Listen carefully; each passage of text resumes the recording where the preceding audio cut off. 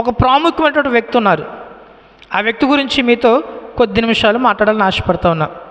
ఆ వ్యక్తి పేరు సాదోకు.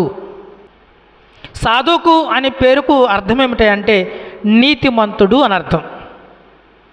ఈయన గురించి బైబిల్లో 2వ సమూయేలు గ్రంథము 8వ అధ్యాయము 2వ సమూయేలు గ్రంథము 8వ అధ్యాయము 17వ వచనం. అహీటూబు కుమారుడగు సాదోకును అబ్యాతారు కుమారుడగు అహీమెలెకు యాజకులు. చెప్పండి, ఇప్పుడు సాదోకు ఎవరు? యాజకుడు. దావీదు కాలంలో ఉన్నటువంటి గొప్ప యాజకుడు.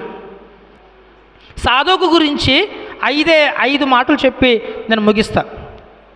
మొదటిది, సాదోకు గురించినటువంటి మొదటి విషయం, మొదటి దినవృత్తాంతాల గ్రంథము 27వ అధ్యాయము 17వ వచనం ఒకసారి చూడండి. సాదోకు అహరోనీయుల వంశమునకు అధిపతిగా ఉండెను. ప్రెజెంట్ హల్లెలూయా. సాదోకు గురించినటువంటి మొదటి మాట మీకు చెప్తా ఉన్నా. ఈ సాదోకు ఎవరి అంటే అహరోను వంశానికే పెద్ద. ఈయన లేవి గోత్రానికి సంబంధించిన వ్యక్తి. లేవి గోత్రం ఉన్నటువంటి వంశాలు చాలా ఉన్నాయి, కానీ ఒక్కొక్క వంశానికి ఒక్కొక్క పెద్దగా ఉంటారు. ఆ మొదటి దినవృత్తాంతాలు 27వ అధ్యాయం మొత్తం మీరు చదివితే మీకు అర్థమవుతుంది. అహరోను వంశానికి వచ్చేటప్పటికి, అహరోను వంశము లేదా అహరోను కుటుంబం అంటే అది మామూలు కుటుంబం కాదు. అహరోను ఎవరు? అహరోను ఎవరు? యాజకులు. యాజకుని యొక్క కుమారులు. అహరోను తర్వాత వచ్చినటువంటి కుమారులందరూ కూడా యాజకులే. అలాంటి యాజక సమూహం ఉన్నటువంటి కుటుంబానికి లేదా యాజకులందరూ ఉన్నటువంటి వంశానికి పెద్దగా ఎవరున్నారంటే ఈ సాదోకు ఉన్నారు. ప్రజలు హల్లెలూయా. ఎంత గొప్ప వ్యక్తి కాకపోతే అహరోను ఎంత గొప్పడో ఆ గొప్ప వంశానికే పెద్దగా సాదోకు ఉన్నాడు. 2వ మాట చెప్పి నేను ముందుకు వెళ్తా. అదే మొదటి దినవృత్తాంతాల గ్రంథము 16వ అధ్యాయము 40వ వచనం చదవంటారా?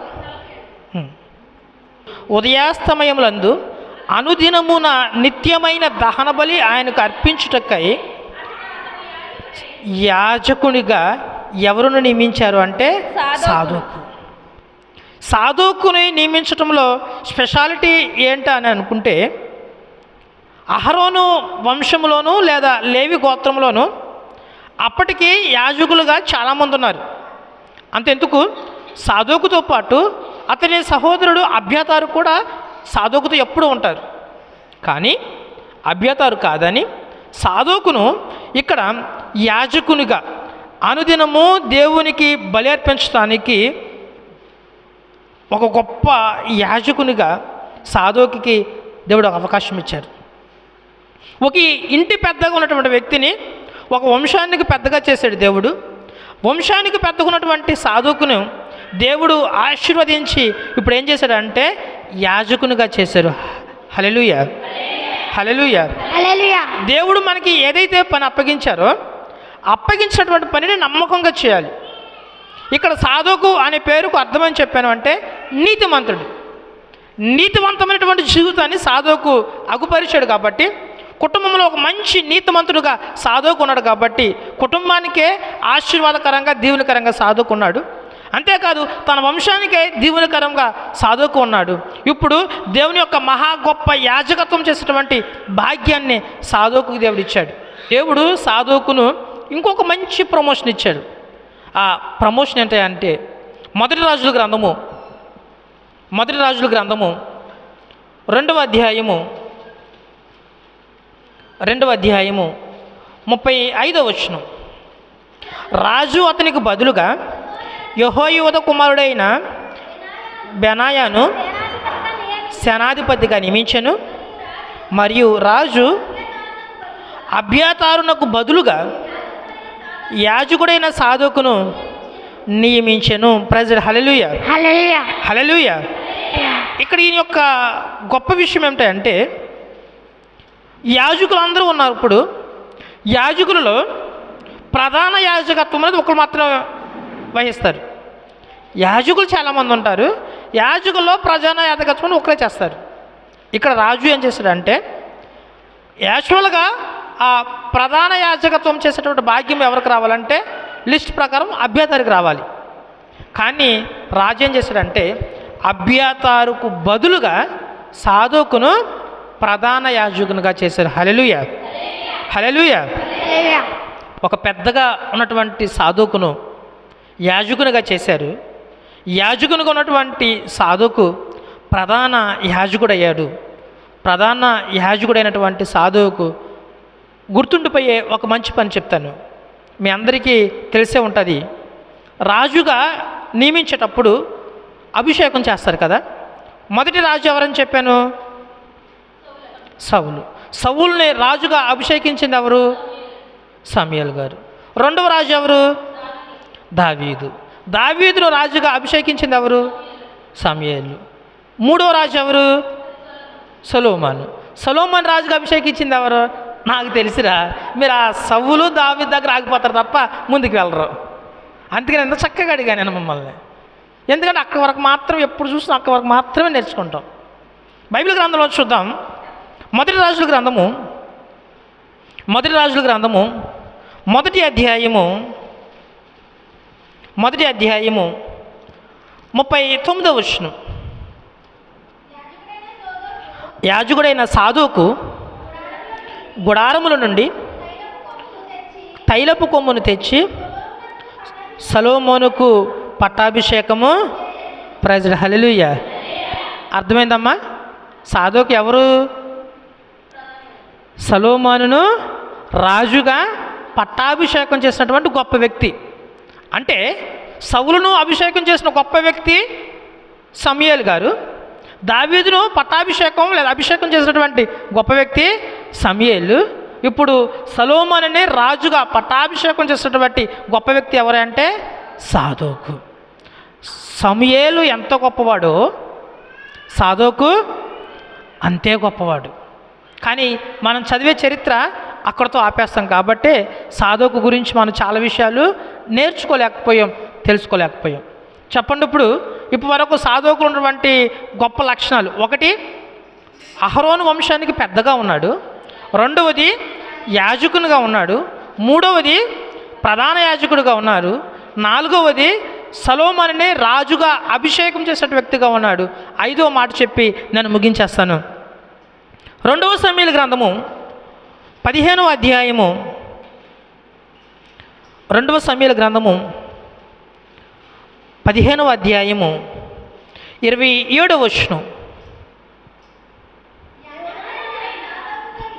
యాజకుడైన సాదోకుతో ఇట్లా నేను, సాదోకు నీవు దీర్ఘదర్శివి కావా చాలురా. ఇక్కడ యాజకుడైన సాదోకుతో రాజు చెప్తున్నటువంటి మాట, నీవు దీర్ఘదర్శివి కావా. దీర్ఘదర్శి అంటే ఏంటి?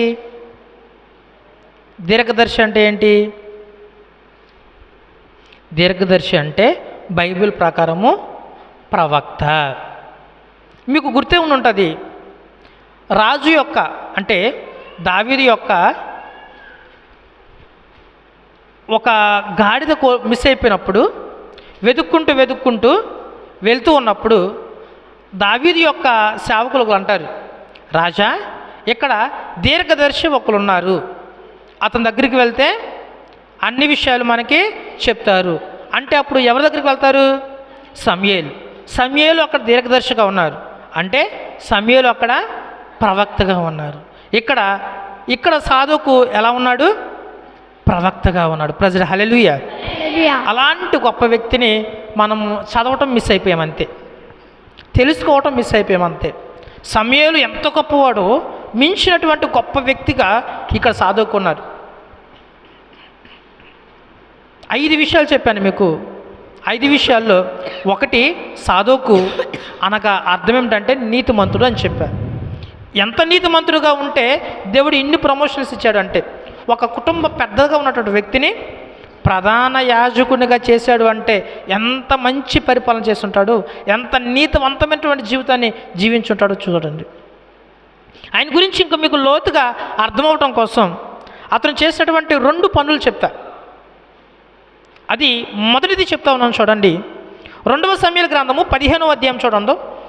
2వ సమూయేలు గ్రంథము 15వ అధ్యాయము 24 నుంచి నేను చదువుతున్నాను చూడండి. సాదోకును లేవీయులందరూ దేవుని నిబంధన మందసము మోయిచు అతని యొద్ద ఉండిరి. వారు దేవుని మందసమును దింపగా అబ్యాతారు వచ్చి పట్టణంలో నుండి జనులందరూ దాటిపో వరకు నిలిచెను. అప్పుడు రాజు సాదోకును పిలిచి, దేవుని మందసమును పట్టణంలోనికి తిరిగి తీసుకుని పొమ్ము. యెహోవా దృష్టికి నేను అనుగ్రహము పొందిన యెడల ఆయన నన్ను తిరిగి రప్పించి దానిని తన నివాస స్థలమునకు నాకు చూపించును. ఇక్కడ దావీదు అబ్షాలోముకు భయపడి అరణ్యానికి పారిపోతూ ఉన్నాడు. అరణ్యానికి పారిపోతూ ఉంటే దావీదు అరణ్యానికి పారిపోయాడని లేవీలందరూ ఏం చేశారంటే దేవుని యొక్క నిబంధన మందసాన్ని, దావీదు అరణ్యంలోనికి వెళ్ళిపోయాడని మందసాన్ని కూడా అరణ్యంలోనికి తీసుకెళ్ళిపోయారు. దావీదు చూసి అక్కడ చాలామంది యాజకులు ఉన్నారు. చాలామంది యాజకులు ఉన్న రాజు ఎవరిని పిలిచాడు అంటే సాదోకును పిలిచాడు. ప్రెసిడెంట్ హల్లెలూయా. పిలవటం మాత్రమే కాదు, సాదోకు దీనిని తిరిగి నీవు తీసుకుని యెరూషలేముకు తీసుకువెళ్ళు. నేను దేవుని యొక్క అనుగ్రహం పొందితే మరలా వస్తాను.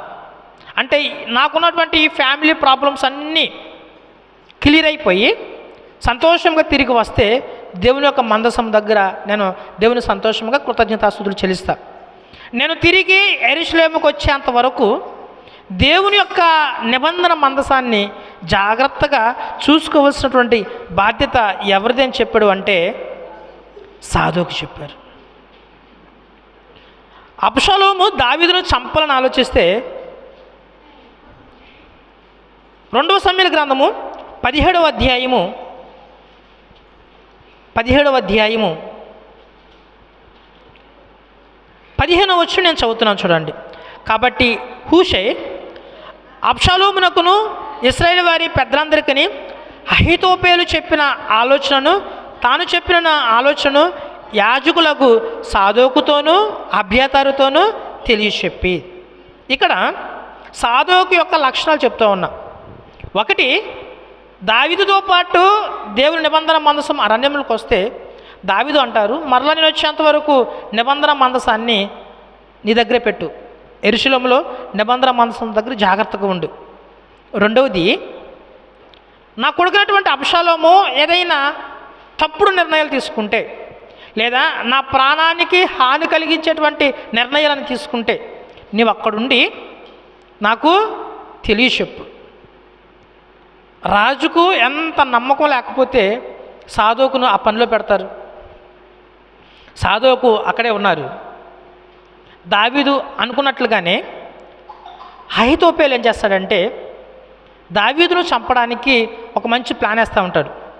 అప్పుడు అబ్షాలోము అంటాడు, అహీతోపేలు చెప్పిన ఐడియా కన్నా హూషై చెప్పిన ప్లాన్ బాగుంది, ఇప్పుడు హూషై చెప్పిన ప్లానే మనం ఎగ్జిక్యూట్ చేద్దామని చెప్తారు. ఈ ప్లాన్ ఇప్పుడు ఎవరికి తెలిసింది?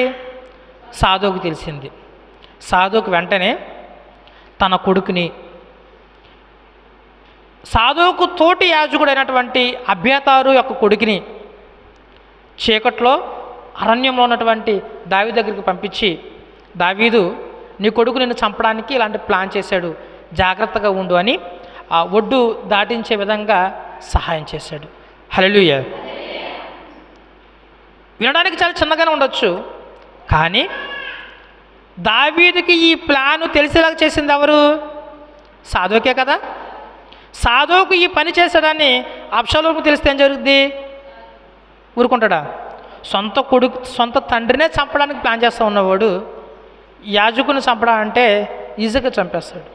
కానీ సాదోకులో ఉన్న మంచి లక్షణం ఏంటంటే దావీదు మామూలు రాజు కాదు, దేవుని చేత ప్రేరేపణ కలిగి దేవుని యొక్క అభిషేకం పొందినటువంటి గొప్ప రాజు.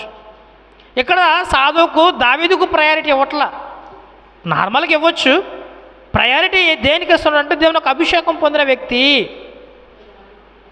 ఆ విధంగా ప్రయారిటీ ఇస్తూ ఉన్నాడు. ఆ విధంగా దావీదును తప్పించడానికి సాదోకు ఉపయోగపడ్డాడు. కన్న కొడుకు చంపడానికి ప్రయత్నం చేస్తూ ఉంటే యాజకుడైన సాదోకు తప్పించడానికి ప్రయత్నం చేస్తూ ఉన్నాడు. అంటే ఎంత నమ్మకస్తుడుగా ఉన్నాడు, ఎంత నీతివంతమైన జీవితాన్ని కలిగి ఉన్నాడు. సమయమైపోతుంది, ఇంకొక చిన్న మాట చెప్పి నేను ముగించేస్తాను.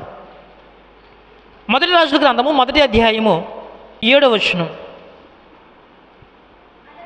అతనికి సహాయము చేసిరి కానీ యాజకుడైన సాదోకును యెహోయాదు కుమారుడైన బెనాయాయును ప్రవక్త అయిన నాతానును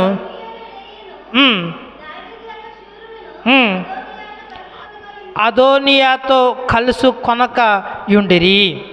మొదటి వచనంలో చూస్తే దావీదు బహువృద్ధుడైపోయాడు. దావీదు బహువృద్ధుడైన విషయం తెలుసుకుని దావీదు యొక్క కొడుకునటువంటి అబ్షాలోము తర్వాత పుట్టినటువంటి అదోనియా తనకు తానుగానే దావీదు తర్వాత నేనే రాజునని తనకు తానుగానే ప్రకటించేసుకున్నాడు. ప్రకటించేసుకుంటే ఇప్పుడు మనం చదివామే 6వ వచనం నుంచి 7వ వచనంలో అందరూ ఈ తర్వాత రాజు అదోనియానే కదా అని అందరూ అదోనియాకి సపోర్ట్ చేశారు. ఈవెన్ తన తోటి యాజకుడైనటువంటి అబ్యాతారు కూడా అదోనియాకే సపోర్ట్ చేశారు. కానీ సాదోకు ఆ సమయంలో అదోనియాకు సపోర్ట్ చేయక దావీదు పక్షాన్నే నిలబడ్డాడు. ప్రజెంట్ హల్లెలూయా. కొంతమంది ఉంటారు, ఇక్కడ రాయబడిన మాట దావీదు బహువృద్ధుడైన తర్వాత అని మొదటి వచనంలో ఉంటుంది. దావీదు వృద్ధుడైపోయాడు అంటే దావీదు పని అయిపోయినట్టే కదా. అలాంటి పరిస్థితిలో ఎలాగో వృద్ధుడైపోయాడు కదా అని సాధువుకి ఏం చేయాలంటే అదోనియాకు సపోర్ట్ చేస్తే తర్వాత మంచి మంచి ప్రమోషన్స్ వస్తాయి, మంచి మంచి ఉపయోగాలు కలిగితాయి. కానీ సాధువుకు అనే పేరుకి అర్థం ఏం చెప్పాను? నీతిమంతుడు. తర్వాత వచ్చేటువంటి బెనిఫిట్స్ గురించి ఏం ఆలోచించలా. నేను దావీదు పక్షాన్నే నిలబడాలి. ఫలితము దేవుడు చెప్పినట్టుగా అదోనియాను కాదు అని తర్వాత ఉన్నటువంటి సొలొమోనును రాజుగా అభిషేకించేటువంటి గొప్ప భాగ్యాన్ని సాదోకు పొందుకున్నాడు. ఒకసారి హల్లెలూయా చెప్దామా? హల్లెలూయా. సొలొమోనును ఎవరు అభిషేకించారని చెప్పాను? సాదోకు అభిషేకించాడు. ఈ అభిషేకించే భాగ్యాన్ని కోల్పోయేవాడు ఎవరికి? అదోనియాకు సపోర్ట్ చేస్తే.